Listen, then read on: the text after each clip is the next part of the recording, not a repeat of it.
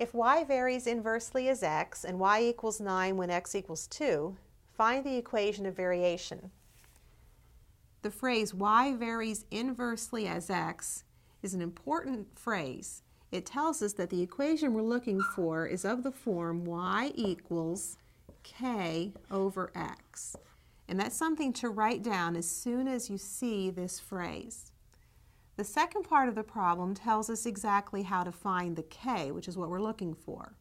We're given one example of how x and y are related. Y is 9 when x is 2.